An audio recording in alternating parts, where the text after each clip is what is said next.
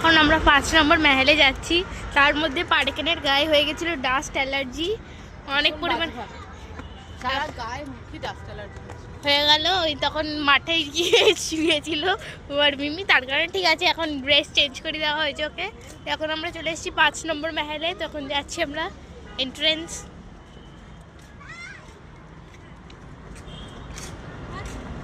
কি হয়েছে? মনটা খারাপ হয়ে গেল, পার্কের গায়ে উঠে ঠিক হয়ে যাবে।